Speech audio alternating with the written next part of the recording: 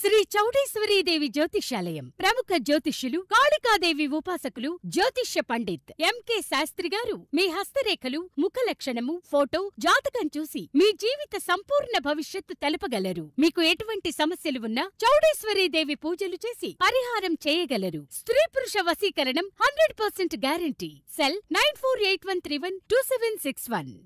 I am as much a Telangana bidda as all of you are. నాకు ఇండస్ట్రీలో పని చేయాలని ఉంది, కానీ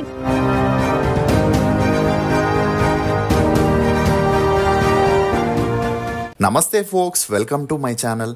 ఫోక్స్, కష్టపడి సంపాదించిన వాటిని మనకిష్టమైన వాటిని అంత తొందరగా వదులుకోలేము. అది మనిషి అయినా మనీ అయినా. అసలు ఈ మాట చెప్పడానికి గల కారణం నటి పూనం కౌర్. ప్రస్తుతం అటు సోషల్ మీడియాలో ఇటు శాటిలైట్ మీడియాలో కొరియోగ్రాఫర్ జానీ మాస్టర్ వివాదంపై హాట్ టాపిక్ గా మారింది. ఇక ఈ క్రమంలోనే పూనం కౌర్ ఒక ట్వీట్ చేస్తూ జానీని మాస్టర్ అని పిలవద్దని, అలా పిలవాలంటే ఆ వ్యక్తికి కనీస గౌరవం ఉండాలంటూ చెప్పుకొచ్చింది. ఇక అలా ఈ ట్వీట్ చేసిన కొద్దిసేపటికే మరో ట్వీట్ చేస్తూ డైరెక్టర్ త్రివిక్రమ్ శ్రీనివాస్ పై తను ఇచ్చిన కంప్లైంట్ తీసుకున్నారా లేదా అంటూ మా అసోసియేషన్ ఈమె ప్రశ్నిస్తూ త్రివిక్రమ్ తనని లైంగికంగా హింసించాడని, అతని వల్ల తను ఎంతో ఇబ్బందుల్ని పడి పొలిటికల్ ఒత్తిళ్లని కూడా అనుభవించిందంటూ ఇప్పటికైనా దీనిపై సినిమా పెద్దలు చర్యలు తీసుకోవాలని చెప్పడంతో అన్ని చోట్ల ఇప్పుడు పూనం కౌర్ త్రివిక్రమ్ ఇష్యూ వైరల్ అవుతుంది. అసలు పూనం కౌర్ కి త్రివిక్రమ్ కి మధ్య ఉన్న సమస్య ఏంటి, పోసాని మురళీకృష్ణ వ్యాఖ్యల్లో ఎంతవరకు నిజం ఉంది అనే వివరాల్ని ఈ వీడియోలో చెప్పడానికి నేను ప్రయత్నిస్తాను. మీరు మాత్రం ఈ వీడియోని పూర్తిగా చూడండి. దీప అలియాస్ నక్షత్ర అలియాస్ పూనం కౌర్. ఈమె 1986 అక్టోబర్ 21న పంజాబ్లోని చండీగఢ్లో ఒక సిక్ ఫ్యామిలీలో జన్మించింది. తండ్రి సరబ్జిత్ సింగ్, తల్లి సుఖ్ప్రీత్. ఈమెకి శ్యామ్ సింగ్ లాల్ అనే అన్నయ్య కూడా ఉన్నాడు. ఇక పూనం తండ్రి పంజాబ్ కి చెందిన వారైతే తల్లి తెలంగాణలోని నిజామాబాద్ కి చెందిన వారవడంతో పూనం పుట్టిన 1 సంవత్సరానికే తన తండ్రి చేస్తున్న వ్యాపారంలో నష్టాలు వచ్చి ఆ తర్వాత ఫ్యామిలీ మొత్తం హైదరాబాద్ కి వచ్చి సెటిల్ అయ్యారు. ఇక పూనం తండ్రికి ఉన్న అనారోగ్య కారణాల వల్ల పూనం చిన్నప్పుడే తండ్రి మరణించడంతో కుటుంబ బాధ్యతలన్నీ పూనం తల్లి మీదే పడ్డాయి. ఇక అలా తన తల్లి జాబ్ చేస్తూ కుటుంబాన్ని పోషించేది. పూనం తన స్కూలింగ్ ని హైదరాబాద్లోని ఒక ప్రైవేట్ స్కూల్లో చదివింది. చదువుల్లో చురుగ్గా ఉన్న పూనంకి చిన్నప్పటి నుండే యాక్టర్, మోడల్ అవ్వాలనే ఇంట్రెస్ట్ చాలా ఉండేది. అంతేకాకుండా ఇంట్లో ఉండే ఆర్థిక పరిస్థితుల కారణంగా ఒకవైపు ఇంటర్ చదువుతూనే మరోవైపు మోడలింగ్ లోకి ఎంట్రీ ఇచ్చి కొన్ని ర్యాంప్ షోస్ లో, లోకల్ యాడ్స్ లో కూడా యాక్ట్ చేసేది. అలా తన ప్రొఫెషన్ లో భాగంగానే ఢిల్లీలో ఉన్న నిఫ్ట్ కాలేజీలో ఫ్యాషన్ డిజైనింగ్ కోర్సుని పూర్తి చేసి మళ్ళీ హైదరాబాద్ కి వచ్చి మోడలింగ్, యాక్టింగ్ లో సీరియస్ గా ట్రై చేయాలనుకోగా అందుకు ఈమె ఫ్యామిలీ కూడా సపోర్ట్ చేయడం మొదలెట్టింది. ఇక అప్పట్లో అందాల పోటీల్లో పాల్గొని గెలిచిన అమ్మాయిలకి సినిమాల్లో హీరోయిన్ గా ఈజీగా ఛాన్సులు రావడంతో సినిమాల్లో ట్రై చేసే ముందే పూనం కౌర్ మిస్ ఆంధ్రప్రదేశ్ అనే అందాల పోటీల్లో పాల్గొనాలనుకుంది. ఇక అలా కొంతమంది స్పాన్సర్ సహాయంతో పూనం 2006 మిస్ ఆంధ్రప్రదేశ్ టైటిల్ ని విన్ అయింది. దీంతో ఈమె సినిమాల్లో ట్రై చేయగా డైరెక్టర్ తేజ ఆదిపిని శెట్టిని హీరోగా పెట్టుకుని ఒక మూవీ చేయాలని ప్లాన్ చేసి అందులో హీరోయిన్ కోసం వెతికేటప్పుడే ఆర్టిస్ట్ కోఆర్డినేటర్ ద్వారా పూనం పిక్స్ ని చూడడం జరిగింది. ఇక అలా డైరెక్టర్ తేజ పూనం ని ఒక వి చిత్రం అనే మూవీలో హీరోయిన్ గా ఫిక్స్ చేశాడు. అలా ఆ మూవీ భారీ ఎక్స్పెక్టేషన్స్ తో రిలీజ్ అయి ఫ్లాప్ అయిన కొత్త అమ్మాయిలకి పిలిచి మరీ ఛాన్స్ ఇచ్చే హీరో శ్రీకాంత్ తను చేయబోయే మాయాజాలం అనే మూవీకి హీరోయిన్ గా పూనం కౌర్ ని రికమెండ్ చేశాడు. ఇక అలా ఆ మూవీ డైరెక్టర్ పూనం గా ఉన్న తన పేరుని దీపాగా మార్చడం జరిగింది. అలా ఆ మూవీ రిలీజ్ అయి ఫ్లాప్ అయినా కూడా పూనం కి శివాజీ నటించిన నిక్కీ అండ్ నీరజ అనే మూవీలో ఛాన్స్ వచ్చింది. కానీ ఆ మూవీ కూడా ఫ్లాప్ అవడంతో పూనం ది ఐరన్ లెగ్ అనే ముద్ర వేశారు. అంటే ఈమె ఏ మూవీ చేసినా ఫ్లాప్ అవుతుందనే టాక్ ఇండస్ట్రీలో స్ప్రెడ్ అవ్వడంతో ఈమెకి తెలుగులో ఛాన్సులు తగ్గుతూ వచ్చాయి. దీంతో తెలుగు ఇండస్ట్రీని నమ్ముకొని ఉంటే ప్రయోజనం లేదని తన మకాన్ని చెన్నైకి మార్చి తమిళ సినిమాల్లో ఛాన్స్ల కోసం ట్రై చేయడం మొదలెట్టింది. ఇక అదే సమయంలో లేడీస్ మ్యాన్ అయిన డైరెక్టర్ ఎస్ఏ చంద్రశేఖర్ నెంజిరుక్కు వరై అనే మూవీని ప్లాన్ చేసి అందులో హీరోయిన్ కోసం వెతికే క్రమంలో ఆడిషన్ కి వచ్చిన పూనం కౌర్ ని చూసి సెలెక్ట్ చేశాడు. ఇక ఈ మూవీ 2006 డిసెంబర్ 15న రిలీజ్ అయి ఫ్లాప్ అయింది.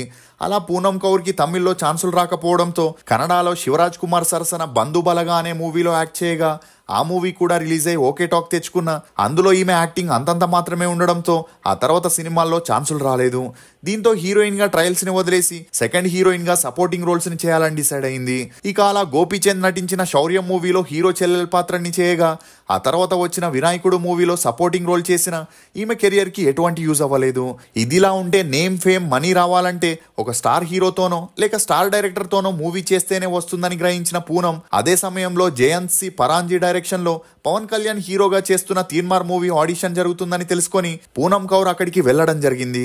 ఇక పవన్ కళ్యాణ్ సినిమాలకి సంబంధించి అన్ని విషయాల్ని చూసుకునే త్రివిక్రమే ఆడిషన్ ని నిర్వహించగా అక్కడికి వచ్చిన పూనం కౌర్ యాక్టింగ్ ని చూసి ఫిదా అయి తీన్మార్ మూవీలో వసుమతి అనే క్యారెక్టర్ కి పూనం ని సెలెక్ట్ చేశాడు.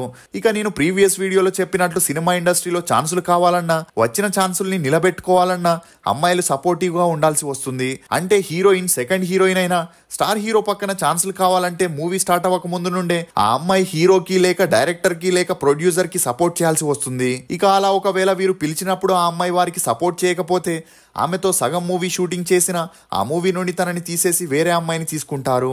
ఇదిలా ఉంటే తీన్మార్ మూవీలో నటించేందుకు డైరెక్టర్ చెప్పిన టర్మ్స్ అండ్ కండిషన్స్ కి పూనం ఓకే చెప్పడంతో ఈమెను ఆ మూవీలో సెకండ్ హీరోయిన్ గా ఫిక్స్ చేశారు. కానీ ఏమైందో ఏమో తెలియదు గాని ఉన్నట్టుండి పూనం కౌర్ చేయాల్సిన పాత్ర కోసం త్రివిక్రమ్ కృతి కర్బందాన్ని సెలెక్ట్ చేసి తీన్మార్ మూవీ షూటింగ్ ని కంప్లీట్ చేశాడు. అలా ఈ మూవీ 2011లో రిలీజ్ అయి ఓకే టాక్ తెచ్చుకుంది. ఇక అలా త్రివిక్రమ్ మరియు అతని టీం వల్ల పూనంకి జరిగిన అన్యాయం తెలిసి ప్రకాష్ రాజ్ ఒకసారి ఈ ఇష్యూపై ఇండైరెక్ట్ గా మాట్లాడి ఆ తర్వాత కొన్ని సినిమాలకి పూనం కౌర్ ని రికమెండ్ చేస్తూ ఎంకరేజ్ చేశాడు. అలా కొన్ని మూవీస్ లో చిన్న చితక పాత్రలు చేసిన వాటి వల్ల పూనం కెరియర్ కి ఎటువంటి ప్రయోజనం కలగలేదు. ఇక ఇదిలా ఉంటే 2018లో కత్తి మహేష్ మరియు పోసాని కృష్ణమురళి మీడియా ముందుకు వచ్చి పూనం కౌర్ త్రివిక్రమ్ కి సంబంధించిన కొన్ని విషయాలని బయట పెట్టడంతో ఆఫ్ స్క్రీన్ లో ఏం జరిగిందో అందరికీ ఒక క్లారిటీ వచ్చింది. ఇక అలా వారు మీడియా ముందు మాట్లాడుతూ త్రివిక్రమ్ తో క్లోజ్ గా ఉన్న పూనం ఆ తర్వాత పవన్ కళ్యాణ్ తో పెరిగిన మంచి సన్నిహిత్యం కారణంగా వీరిద్దరూ క్లోజ్ గా ఉండేవారని, దీంతో ఆర్థికంగా వెనుకబడి ఉన్న పూనం పవన్ కళ్యాణ్ సపోర్ట్ తోనే ఫైనాన్షియల్ గా సెటిల్ అయిందని, ఇక అలా వీరిద్దరి విషయం పవన్ కళ్యాణ్ రెండో భార్యకి తెలిసి ఇంట్లో గొడవలు చేసేదని, అదే సమయంలో పూనం ప్రెగ్నెంట్ అవ్వడంతో ఆ గొడవలు తారాస్థాయికి వెళ్లాయని పోసాని కృష్ణమురళి చెప్పుకొచ్చాడు. అంతేకాకుండా అప్పటి నుండి పవన్ కళ్యాణ్ పూనం ని అవాయిడ్ చేసేవాడని, కానీ పీకల్లోతు ప్రేమలో ఉన్న పూనం తనకి దూరం అవ్వడం తట్టుకోలేక బలవన్మరణానికి పాల్పడిందని, దీంతో ఈ ఇష్యూలో త్రివిక్రమ్ ఇన్వాల్వ్ అయి ఈ విషయం బయటికి రాకుండా ఉండడానికి 5 కోట్ల రూపాయలు ఇచ్చాడని పోసాని కృష్ణమురళి చెప్పుకొచ్చాడు. ఇక అందుకు సంబంధించిన ఆడియోస్ కూడా లీక్ అవ్వడంతో ఈ ప్రాబ్లం వల్లే పూనంని తీన్మార్ మూవీ నుండి తీసేసి కృతి కర్బందానని పెట్టారని అందరూ అనుకున్నారు. అలా ఆ తర్వాత లీక్ అయిన ఆడియోలో పూనం వ్యాఖ్యలు వైరల్ అవ్వడంతో మళ్ళీ త్రివిక్రమ్ పూనంని పిలిచి ఈ ఇష్యూని సద్దుమణిగించాలని, అందుకు పూనంకి 2 కోట్ల రూపాయల డబ్బుతో పాటు ఆంధ్రప్రదేశ్ చేనేత బ్రాండ్ అంబాసిడర్ గా కూడా ఈమెను నియమించారని అప్పట్లో వార్తలు హల్చలయ్యాయి. ఇక అలా వైసీపీ ప్రభుత్వం వచ్చాక పూనంని ఆంధ్రప్రదేశ్ చేనేత బ్రాండ్ అంబాసిడర్ పదవి నుండి తొలగించారు. అలా వైసీపీ ప్రభుత్వం అధికారంలోకి వచ్చిన తర్వాత పవన్ కళ్యాణ్ కూడా ఈమెను పట్టించుకోవడం మానేశాడు. దీంతో ఇతర రాజకీయ పార్టీలు ఈమెను ఒక అస్త్రంలా వాడుకోవడం మొదలెట్టారు. అలా పూనం డబ్బు కోసం పవన్ కళ్యాణ్ పై ట్వీట్ చేస్తూ పబ్లిక్ అటెన్షన్ ని తన వంక తిప్పుకునేది. ఇక అలా ఒకానొక సమయంలో పూనంకి జరిగిన అన్యాయం గురించి చాలా మంది సపోర్ట్ చేస్తూ సమర్థించారు. కానీ పూనం మాత్రం కట్టె విరగకుండా పాము చావకుండా అనేలా మాట్లాడడంతో తన స్వలాభం కోసమే ఈమె ఇదంతా చేస్తుందని వారు అర్థం చేసుకొని తనకి సపోర్ట్ ఇవ్వడం మానేశారు. అలా ఆ తర్వాత ఈమెను ఎవరూ పట్టించుకోకపోవడంతో ఈమె త్రివిక్రమ్పై మాలో కంప్లైంట్ చేయగా వారు ఈ ఇష్యూపై ఎటువంటి చర్యల్ని తీసుకోలేదు. ఎందుకంటే ఇండస్ట్రీలో ఛాన్సులు కావాలంటే ఇవన్నీ కామనే కాబట్టి వారు దీన్ని అంతలా పట్టించుకోలేదు. అంతేకాకుండా పూనం ఒక స్టార్ డైరెక్టర్ మీద కంప్లైంట్ ఇవ్వగా అక్కడున్న సినిమా పెద్దలు ఈమెకు నచ్చజెప్పి పంపించేశారు. అప్పటి నుండి పూనం త్రివిక్రమ్ని టార్గెట్ చేస్తూ అందుకు సంబంధించిన కొన్ని ట్వీట్లను కూడా చేస్తుండేది.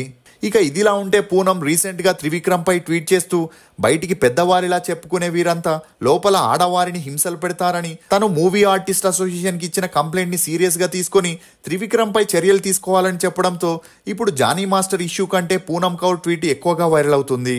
ఇక ముందు ముందు ఈ ఇష్యూ ఎక్కడికి దారి తీస్తుందో చూడాలి. మరి పూనం చేసిన వ్యాఖ్యలపై మీరేమనుకుంటున్నారో మీ అభిప్రాయాన్ని కమెంట్ సెక్షన్ లో తప్పకుండా తెలియజేయండి.